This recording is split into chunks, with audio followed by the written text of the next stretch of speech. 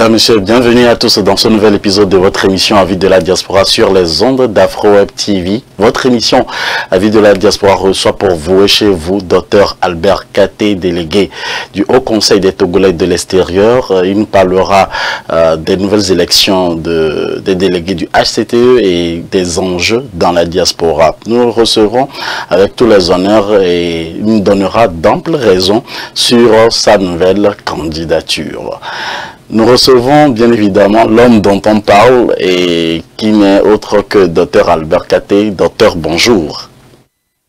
Bonjour Maurice. Ça fait belle lurette, docteur. Effectivement. J'étais un peu pris dans quelques activités, mais bon, très heureux de vous retrouver, de retrouver vos auditeurs. Justement, nous avons reçu et vu sur le Twitter votre annonce aux compatriotes de cette nouvelle candidature aux élections des délégués du Haut Conseil des Togolais de l'extérieur. Quelles sont vos motivations, Dr Albert Katé?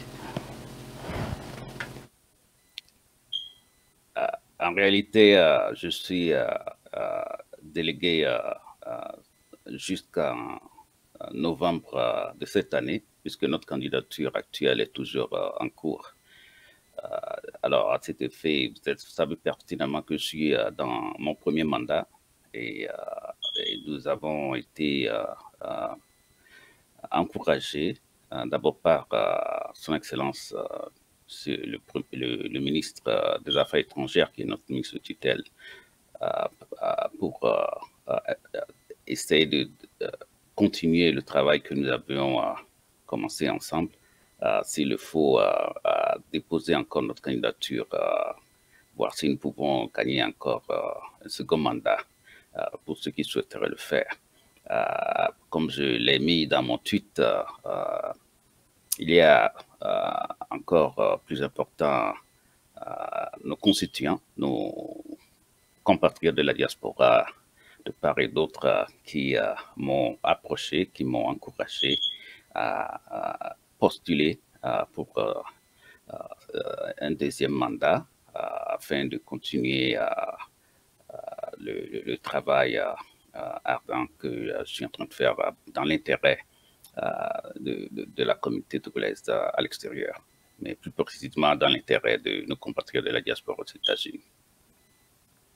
Alors, qu'avez-vous fait au cours de ce premier mandat qui concerne les 3 premières années du Haut Conseil des Togolais de l'extérieur? Une année, disons plutôt un mandat tumultueux avec une particularité qui est la pandémie de Covid-19 qui nous a frappé de plein fouet.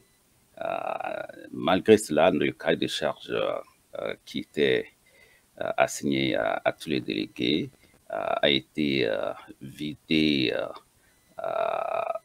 d'une manière ou d'une autre progressivement avec les priorités qui devaient indéniablement être exécutées par chacun d'entre nous. Donc, je ne vais pas rentrer dans un bilan exhaustif ici sur ce média, puisque le bilan général, en fait, est publié par notre hiérarchie. Je pense que dans l'une de vos émissions, les experts du gouvernement sont passés et ils ont énuméré qu'ils ils vont rendre public ce bilan. Malgré cela, je peux vous dire que nous avons, au niveau de la zone Amérique, tissé une toile profonde avec les associations, des associations de la diaspora qui sont dans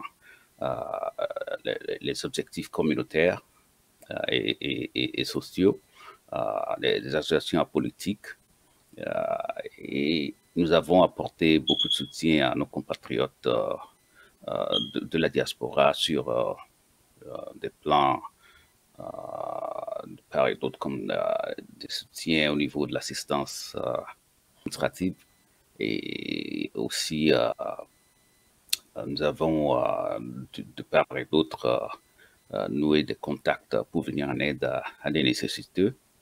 Vous savez, au niveau de la COVID-19, des rapports étaient rendus publics au niveau du ministère des collectes de fonds qui étaient organisés de gauche à droite pour soutenir les nécessités ici au pays, et aussi d'autres projets sociaux qui ont été publiés sur d'autres médias. Bon, il y a un partenariat profond qui est noué avec des associations stratégiques pour d'autres projets d'avenir et que nous allons poursuivre très bientôt. Bon, certaines missions, certains objectifs ont été repris par le guichet diaspora qui a relancé le recensement et d'autres actions d'intérêt national et aussi pour l'intérêt de la diaspora. La liste n'est pas exhaustive, mais je peux vous dire que l'avenir est ce qui est dans le jeu actuellement. Que gagnez-vous particulièrement au Conseil des Togolais de l'extérieur en tant que délégué?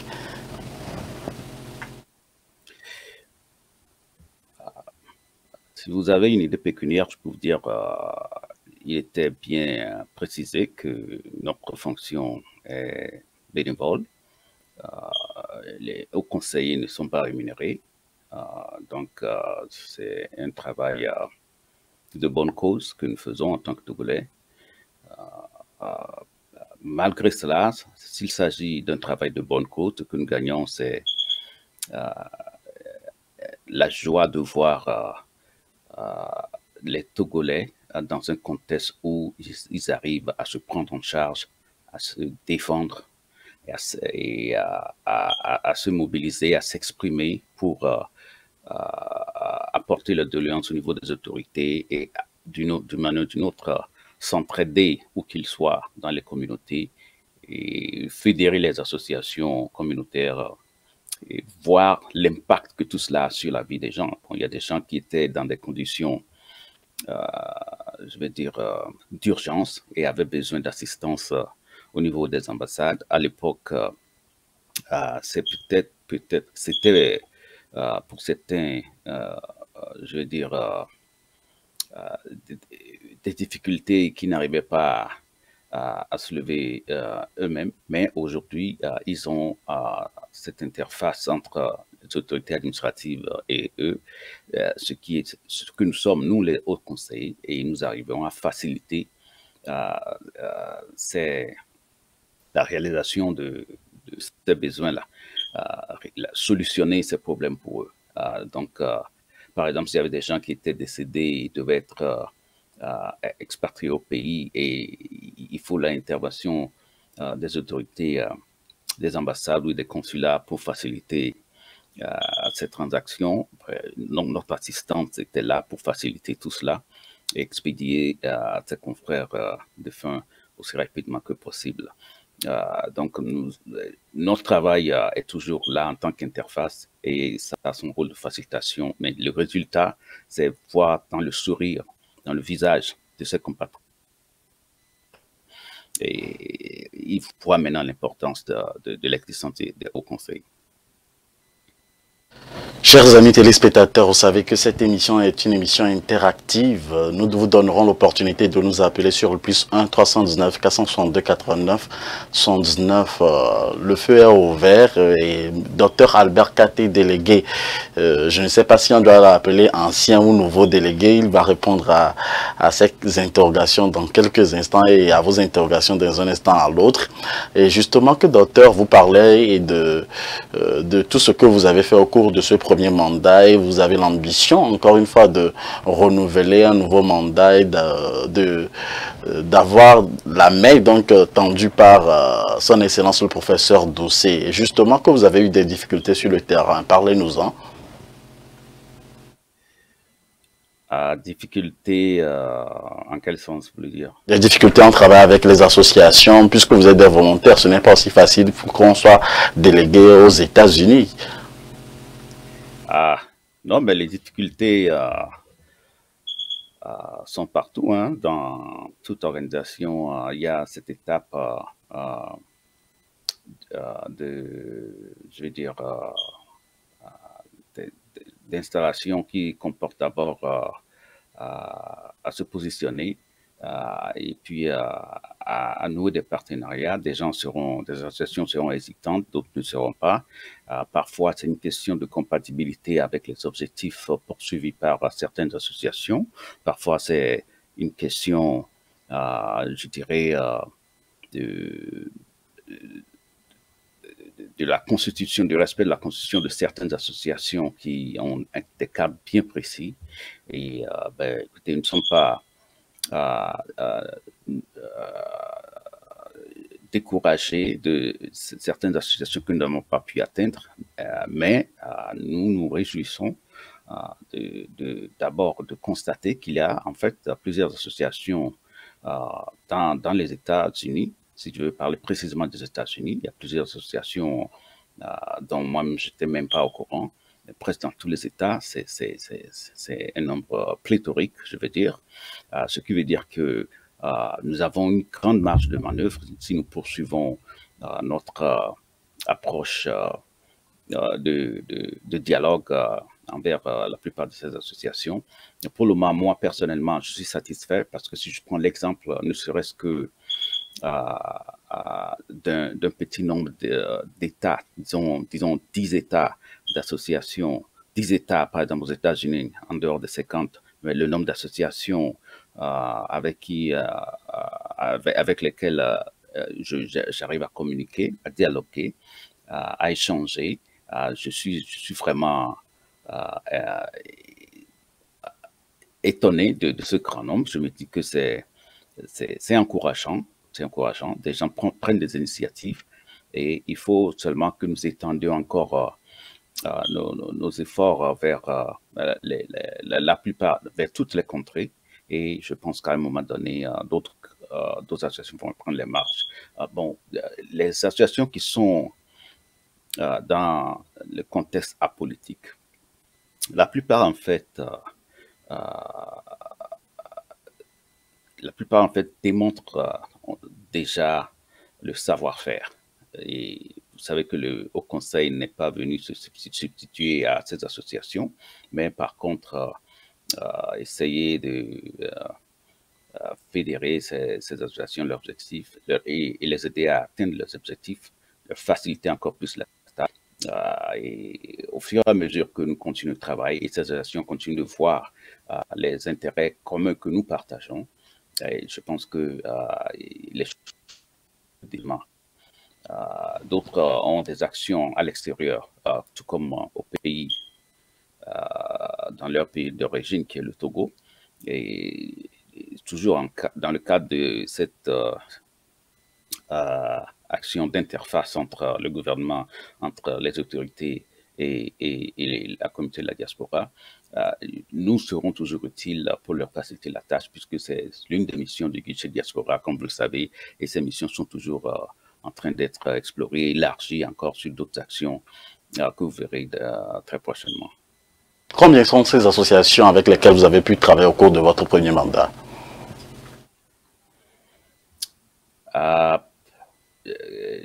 Si nous prenons, je ne sais pas si je dois donner tous ces détails maintenant, parce que là, dans des bilans précis, je peux vous donner juste une petite information. Si vous prenez une portion d'une dizaine d'États de proximité, on a déjà plus d'une vingtaine d'associations dans ce catalogue. Donc, vous comprenez que si on arrive à cadrer plus de 50 États, je pense que vous voyez déjà, on peut multiplier ce nombre déjà par 5 encore. Donc, il y a toute une pléthore d'associations. Vous verrez à l'avenir cette liste d'associations.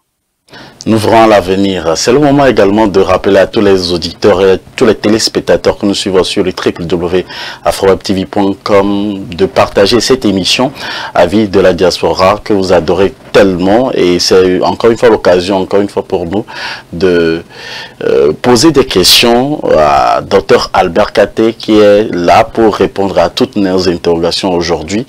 Alors docteur, sûrement que vous avez eu des expériences au cours de ce premier mandat. Pouvez-vous, en quelques lignes, nous dire les expériences que vous avez acquises en tant que délégué du Haut Conseil des Togolais de l'extérieur?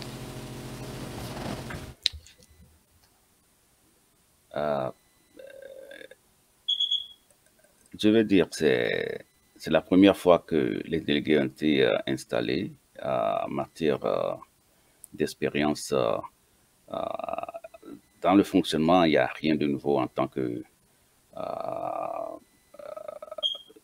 administrateur en philanthropie. Et il est toujours question de venir en aide aux populations. Les approches sont toujours les mêmes, comme dans le passé, dans nos associations respectives. Les méthodes ne sont pas très différentes, mais en tant que délégué, j'ai personnellement vu une autre phase de ce que c'est que dialoguer avec plusieurs compatriotes de différentes positions. Et ce que je comprends, et l'intelligence est toujours de mise quand il s'agit des projets sociaux. Donc, j'ai vu le cœur des Togolais.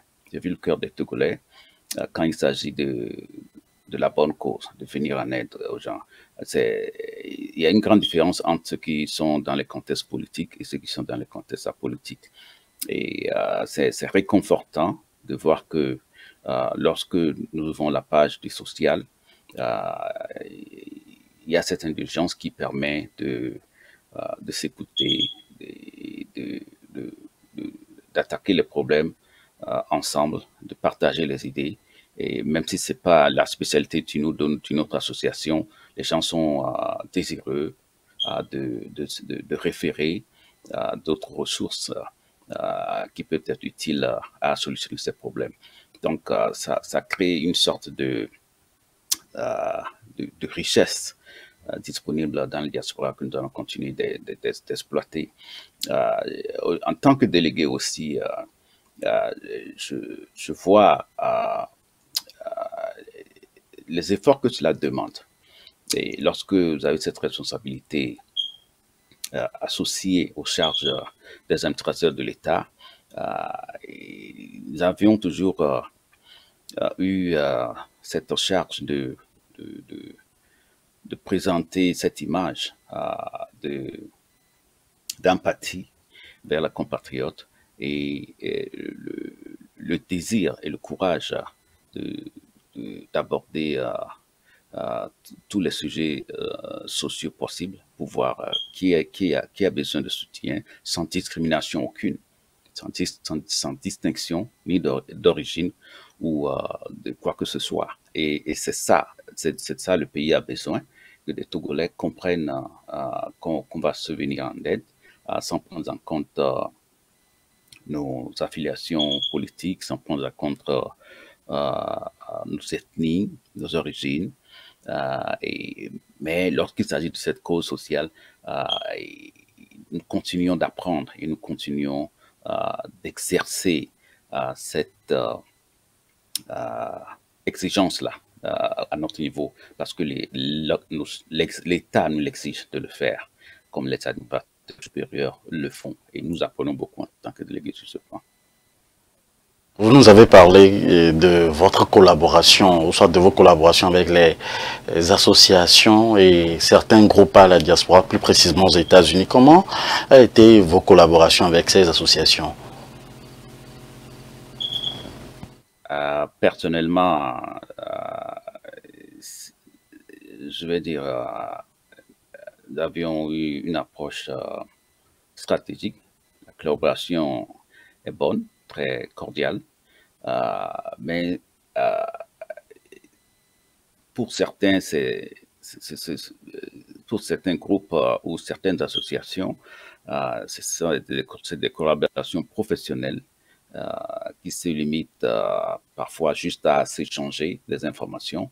Et d'autre part, c'est des collaborations de résultats qui demandent quand même à vraiment agir dans des cas précis qui concernent les citoyens, les compatriotes, solutionner des problèmes aux gens. Et pour d'autres associations, c'est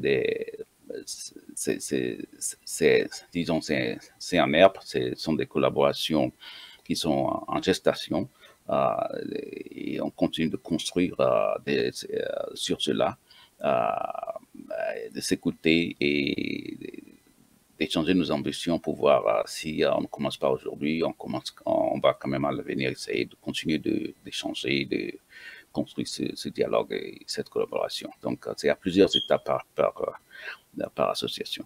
Justement, plusieurs étapes. Quand on prend par exemple le cas du recensement ou de la COVID-19, quel a été concrètement ce que vous avez fait avec ces associations-là? Comment est-ce que vous aviez procédé? Vous savez, pour le recensement, ce sont des questions du guichet diaspora. Le HCT est partenaire pour mobiliser les Togolais de la diaspora à collaborer, d'abord à être informés de l'opportunité de ce recensement et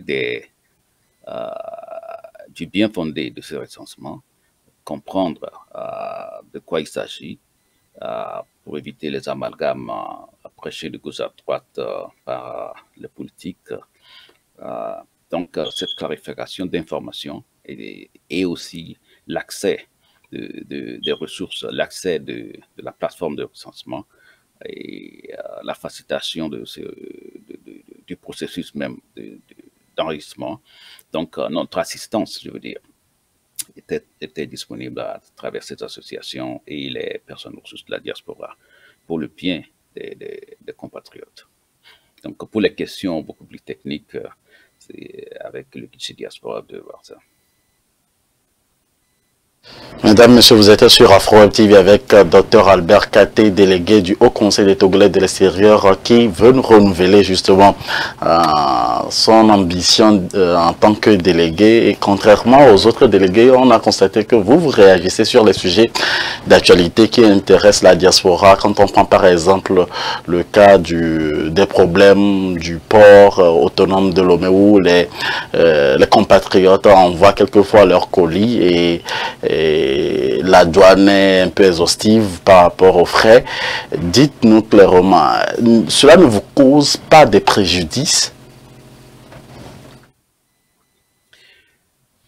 Tout d'abord, je ne suis pas le seul à réagir. Je pense que beaucoup d'autres délégués, y compris le bureau, ont aussi réagi à cela.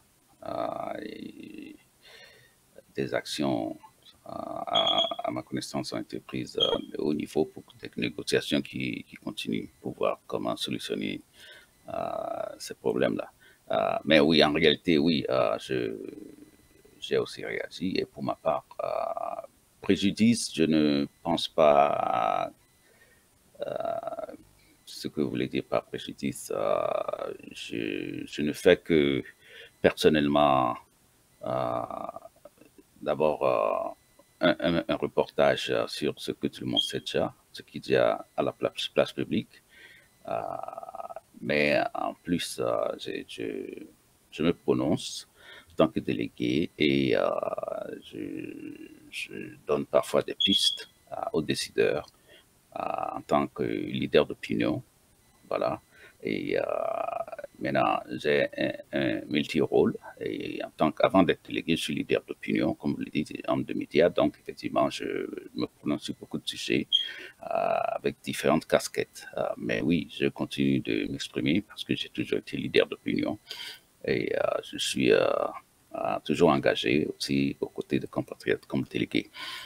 Les préjudices, non. Pour ceux qui me connaissent sur ce sujet, oui, j'ai vu de presse, même à Lomé, qui avait écrit sur ma sortie. Exact. Ah oui, donc voilà, c'est comme ça. Donc les interprétations ont été dans tous les sens, parfois, je dirais, un peu ambiguës, voilà. Mais en réalité, c'est ne pas connaître quand je suis derrière ce sujet, cet intérêt de meilleure tarification pour la diaspora en matière de droits de douane. Pour ceux qui me connaissent beaucoup dans la diaspora depuis, je pense que c'est depuis 2012, hein. Nous sommes en 2022, donc ça fait 10 ans. C'était depuis le 2012 que je pense à l'époque, le chef de l'État, son Excellence le président Faure Zimna Gnassingbé était arrivé aux États-Unis pour une conférence. Je pense que c'était à l'époque, nous étions au début d'une grande organisation communautaire, disons la première association économique de la diaspora à l'époque, la diaspora Togo Midwest USA, dont j'étais le coordonnateur général lors des préliminaires de l'installation de cette organisation, que nous avions envoyé un courrier à travers l'ambassade pour le chef de l'État pour voir les frais de douane pour l'intérêt. Beaucoup de Togolais de la communauté de la diaspora et du Midwest sont au courant de ça, puisque tout était sur les médias. Et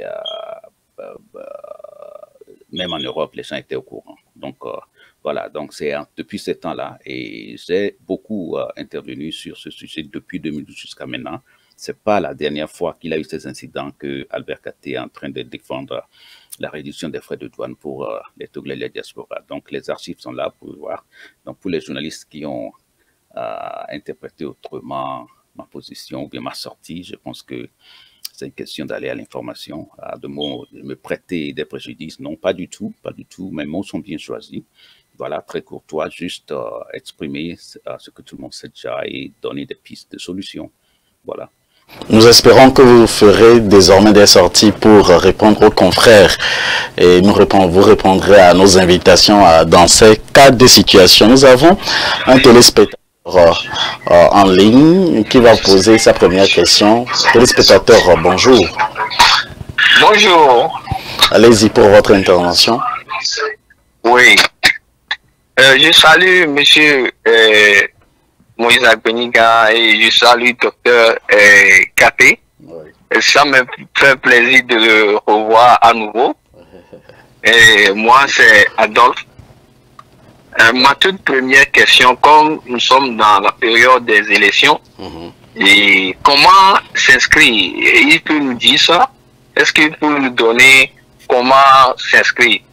D'abord, je suis intéressé parce que je veux voter cette année. Est-ce que c'est tous les Togolais qui peuvent voter ou bien ils ont limité les choses? Et s'il peut nous expliquer ça, ça nous fera plaisir. Qui sait, je peux voter pour lui. On ne sait jamais. Je ne suis pas candidat, mais je voulais voter, participer à la chose de mon pays. Ça, c'est ma première préoccupation. La seconde, c'est que tout à l'heure, le docteur fait le bilan, mais nous avions appris qu'il a été évincé ou bien par la haute hiérarchie de HTCE. Et nous ne savons pas en quelle période. Et je suis surpris qu'il est en train de faire un bilan comme si on va lui renouveler. Est-ce qu'il peut nous donner des éclaircissements sur ça? Et ma troisième préoccupation, c'est, tout à l'heure, il a parlé des Togolais, de l'évacuation des Togolais décédés à l'étranger. Actuellement, nous avons exercé un Togolais décédé à Iowa. Et nous avons eu dans le mois passé enterré quelqu'un à New York.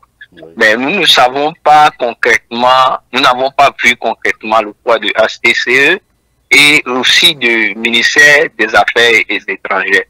Mais quels sont leurs rôles exactement? Est-ce qu'ils sont là pour être le bras le porte-voix ou bien, je ne sais pas, les antennes de l'ambassade du Togo Mais est-ce qu'il peut nous apporter des éclaircissements sur ça? Parce qu'on ne sent pas quand les Togolais décèdent à l'étranger, on ne voit pas l'ambassade. On a dit, on a créé acheter, moi je n'ai jamais vu ça. Pour tous les Togolais qui sont décédés aux États-Unis, dont moi je connais. Et maintenant, tout à l'heure, il a fait allusion à ça dans son exposé, dans son bilan. Si il peut nous apporter des éclaircissements sur ça. Merci. Merci à vous de nous avoir appelés. C'était donc l'un des téléspectateurs.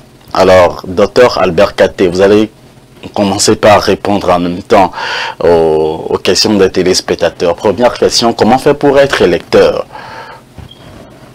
C'est vrai qu'on en avait parlé avec certains invités auparavant dans nos émissions, lorsqu'on avait reçu M. Azilan, M. Radji et le porte-parole de l'Europe, mais vous pouvez revenir là-dessus. Oui, merci. D'abord, un coucou à l'intervenant, M. Adolphe, avec ses questions techniques et pertinentes. Merci pour le soutien d'abord. Et merci pour avoir démontré votre patriotisme dans votre propos. C'est une grande leçon. Pour votre question sur l'inscription, oui, les inscriptions se poursuivent jusqu'au 15 septembre, ce qui est bien. Donc, il faut aller sur le site hcte.diaspora.tg.tg. Voilà, TG comme Togo. Okay? Et c'est là que vous allez faire l'inscription. Il suffit d'avoir un téléphone et puis vos noms, adresses et email, voilà, et une pièce, n'importe quelle pièce justificative que vous êtes d'origine togolaise. Et vous prenez la photo et puis lorsque vous faites l'upload, voilà, et c'est fini. Ça va vous envoyer quelque chose sur votre téléphone, WhatsApp ou quelque chose, et après, email, et vous authentifiez cela et vous allez vous inscrire. Pour le reste, c'est très simple. Maintenant, quand vous voulez être délégué, que ça demande encore plus d'informations. Donc pour voter, c'est simple, continuez d'aller là-bas. Et si vous avez des difficultés à travers le journaliste, je peux être à votre assistance, je peux vous passer mon contact pour cela, pour les inscriptions, ou n'importe qui veut s'inscrire, qui a des difficultés. Suivez la suite de la procédure. Pour le moment, j'ai juste fait acte de candidature, ce qui signifie que j'aspire à ce poste. Donc, c'est après que la commission électorale aurait validé en réalité ma candidature, comme les candidatures, et la liste définitive qui va sortir peut-être dans 2 semaines au plus, voilà, et que nous serons définitivement candidats. Et là, nous-mêmes les délégués, tous les candidats ont intérêt à s'assurer que les gens, voilà, doivent s'inscrire pour voter. Et s'il y a des difficultés, on va vous aider sur la plateforme. Bon, pour ma question, vous avez dit que j'ai été évincé. Cette question de mandat qui revient. Oui, j'avais dit que mon mandat est toujours en cours jusqu'en novembre de cette année. C'est vrai, il y a eu quelques informations qui ont circulé sur 3 délégués qui ont été suspendus. Oui, j'ai appris ça aussi sur les médias. Cette question revient. Elle a été posée à nos représentants la fois passée sur ce plateau, je pense, et que les gens ne sont pas au courant qu'après cette suspension, que nous avons été, cette suspension a été, voilà, annulée et nous avons été remis en selle. Mais ça n'a pas été rendu public. Et je pense que la question a été posée par ce journaliste, que pourquoi ça n'a pas été rendu public. C'est de là certainement que vient cette confusion. Vous n'êtes pas le seul à le soulever, mais je ne peux à ce stade que vous affirmer, vous confirmer que tous les 3 délégués dont cette publication faisait objet sont réinstitués dans leurs fonctions. Ils continuent leur mandat, voilà, jusqu'à la fin de novembre. Donc, quitte à vous de vous adresser aux autorités administratives respectives, les ambassades, les consulats, le ministère, où que vous vouliez, pour vous assurer de qui sont vos délégués et est-ce que vos délégués sont telle ou telle personne. Ce sera la meilleure façon de vous en assurer pour tous ceux qui ont besoin d'enlever ce doute sur la légitimité de leurs élus. Voilà. Sur le décès dont je parlais, les assistances que nous portons, c'est pas que nous portons des assistances à toute personne qui est décédée en tant que haut conseiller, mais vous savez, précisément, lorsque j'ai appris aussi que lorsqu'un Togolais, un citoyen est décédé et le corps du défunt doit être expatrié, expédié dans son pays d'origine, donc ça va traverser les frontières. Il y a des procédures administratives qui impliquent aussi l'ambassade pour que ça aille vite avec les maisons mortuaires et autres. Donc ça, c'est un cas spécifique. Donc parfois, où que vous soyez, des gens arrivent parfois à rassembler les fonds très tardivement et ils ont un délai avec le billet, quand est-ce que la personne va partir, tout ça, c'est question de programmation. Donc toujours, nous sommes là. Autant que les ambassades, les consulats sont là, et d'abord nous sommes intermédiaires, et cette assistance existe depuis. Des gens ont déjà appris à faire ces choses-là.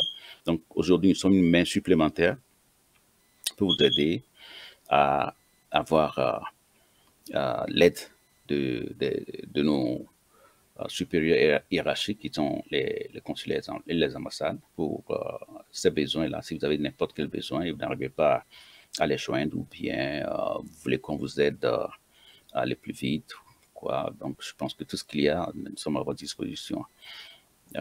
Et s'il y a encore d'autres contextes, c'est à vous de les exprimer et nous allons les remonter pour voir la conduite à tenir. Voilà, donc il n'y a pas que les décès, il y a plusieurs contextes dans lesquels les Togolais ont besoin d'assistance. Parfois, des gens sont emprisonnés et ils n'ont aucune famille ou aucun compatriote qui veut se présenter, ou bien des gens sont dans des cas d'immigration, je ne sais pas comment ça se fait, mais il y a plusieurs cas que moi j'ai entendus, parfois, en fin de compte, les gens ont besoin d'assistance. Donc, si les associations ne sont pas disponibles, vous n'allez pas abandonner le compatriote seul. Il y a des cas qui sont comme ça. Donc, nous, on peut écouter et puis transmettre à qui de droit pour voir s'il y a lieu de faire quelque chose, s'il y a d'autres options. Si, et seulement si, c'est un Togolais et puis, bon, voilà, il a besoin d'assistance. C'est quoi cette assistance? Ça dépend du contexte. Donc, oui. Essayez de tout véhiculer, de tout relayer à nous et n'abandonnons pas nos compatriotes, quoi qu'il arrive. Et dès que vous êtes sûr que ce sont des Togolais, les solutions peuvent venir parfois de là où vous ne savez pas. Donc, les associations, parfois il y a des associations qui peuvent apporter une assistance dont vous-même vous n'êtes pas au courant, bien ce qui n'est pas dans le cadre de l'association locale que vous avez. Or, nous avons un partenariat avec d'autres associations qui font ce genre de choses que peut-être vous ne savez pas. Donc, il y a ce network qui est à notre niveau et nous avons des réseaux d'associations où nous pouvons planter cette information et ceux qui sont dans ce domaine-là vont se prononcer et puis venir en aide à la personne. Donc, partagez l'information. Merci, Dr Albert Katé. Je rappelle à tous les téléspectateurs que vous êtes délégué du Haut Conseil des Togolais de l'extérieur résidant aux États-Unis. Nous allons faire une pause, une occasion de vous permettre de vous ressourcer. On va revenir juste après. Voulez-vous sponsoriser l'une de nos émissions sur Afro Web TV ou contribuer à l'évolution de la chaîne?